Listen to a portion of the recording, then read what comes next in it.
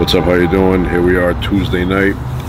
Tonight we're having fish, tilapia. It's in the oven right now. We got fish, asparagus, and mushrooms.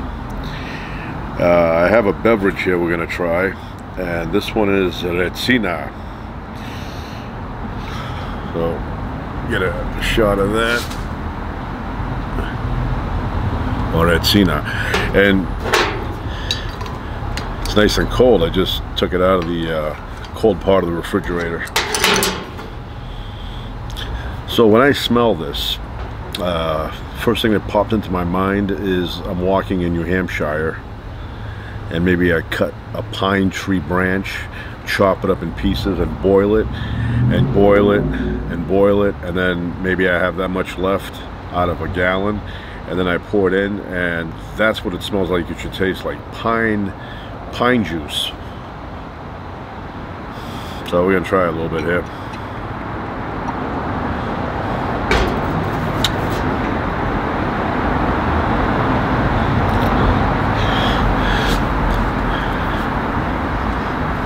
So basically, if I was cleaning the floor with some kind of solution, this is what it would smell like.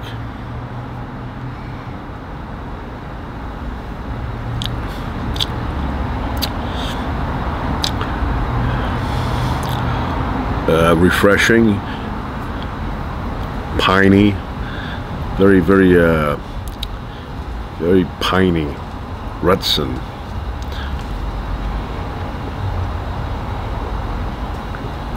But not bad. It's very refreshing. So, product of Greece, and I'm trying to see 11% alcohol, but it's got a very refreshing flavor. You know, it's like furniture polish.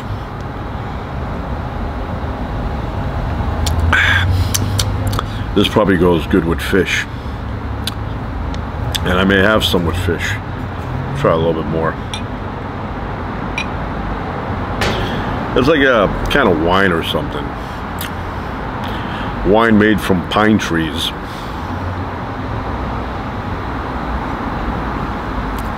But I bet you anything that on a hot day, this stuff is really good. So today I'm craving Hawaii 5-0.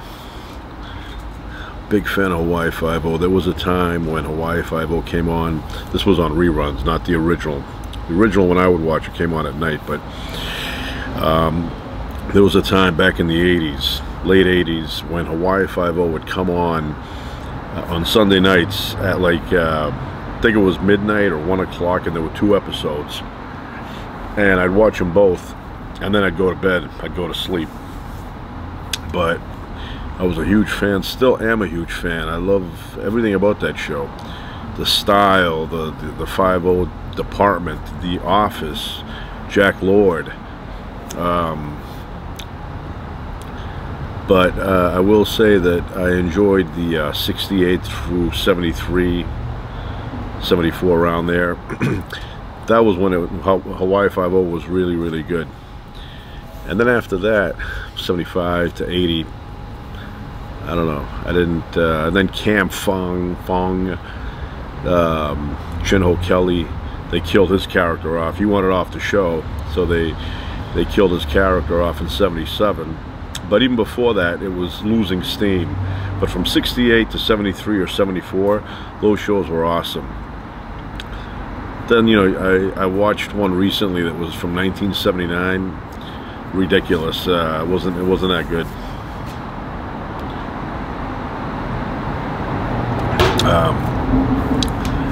But yeah, I was a big fan of Jack Lord. And by the way, Jack Lord died 25 years ago last week. Time flies. I remember where I was when I got the news, and I was saddened by it. Although he was older than what I thought. They had him listed at the time his death was listed at 78 years old, and I thought he was 68. And I was partially correct. So what Jack Lord did is he put a fake birth date on his resume in order to get roles for a younger man, you know, extend his career. And so I think instead of putting that he was born in 1920, he put that he was born in 1930. And I guess the time was believable because people back then looked older. So when he started in 68, he was supposed to be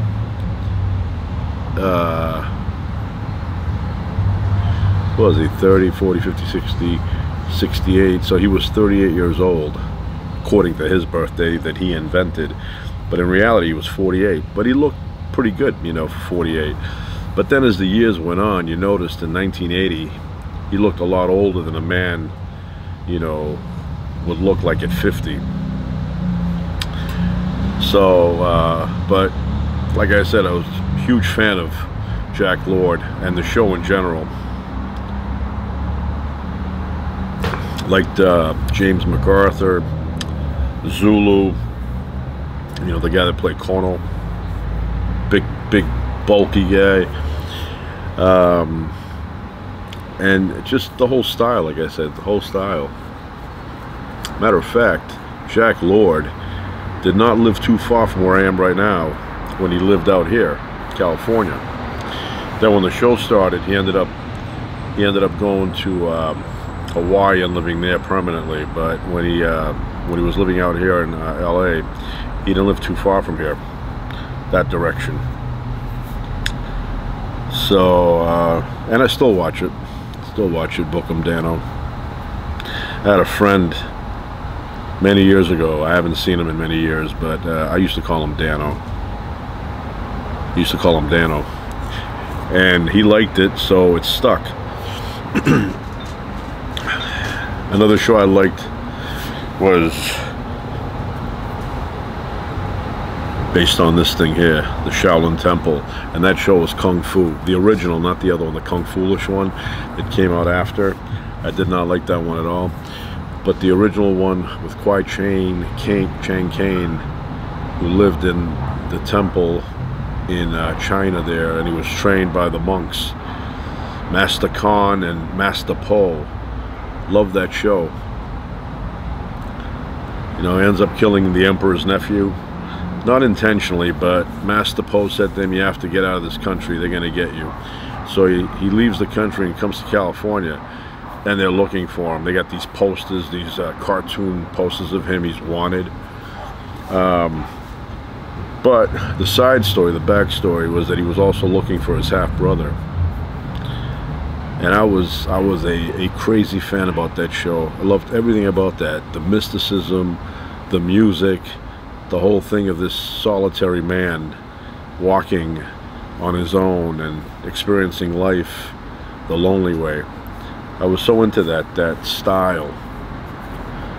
And I think the reason why I'm a big fan of First Blood, the original Rambo movie, is because his character, to me at least, resembles Caine from Kung Fu, David Carradine's character. And I've always been drawn to characters like that. The solitary kind, you know, the ones that they can handle things on their own. They don't suffer with loneliness the way normal people do. So, and I think that First Blood, the Rambo character, has the personality of Caine from Kung Fu. That's what I think. Yeah, this one tastes better after you have a little bit. When I first had it, it had a bit of a cleaning agent, like pine sol. But now I'm having it, it's very refreshing. Yeah, it's very refreshing. It's probably good for you too. They make it out of some Retsina or some kind of pine material. Anyway, I'm going to go check on my fish, and I'll be back in a minute. Okay, I'm back. Got half the fish done in the oven. I got the asparagus done. Mushrooms are sauteing in the pan out here. And that's it. That's it. We're gonna eat in a few moments. I was thinking earlier today about uninhabited islands and visiting one of them. That probably will never happen unless somebody watching this YouTube channel sees this video and says, hey, wait a minute, I have a yacht. I could take you to one of these islands in the middle of the Pacific Ocean. Unless you want to take me down to Antarctica, because there's a few out there. But I think I would survive a lot easier on an uninhabited island in the middle of the South Pacific, like Gilligan's Island. A lot more opportunities for food. But I really am fascinated with doing something like that. And I mean uninhabited. You know, no one. I'd like to spend 2 weeks there and then come get me. Come get me. I'll survive for 2 weeks. Big fan of the movie Castaway. I would bring matches. Fireproof, no, waterproof. I would bring waterproof matches or a Zippo lighter, but matches or a one of those ferro rods. That's what I would bring. Those things are more dependable. They last for thousands of fires. You could start bang, bang, bang, spark them up with magnesium. Let me see how my mushrooms are doing over there. All right, well, mushrooms are done, asparagus is done,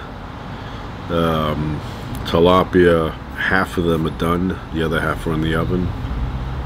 So we're good to go. In another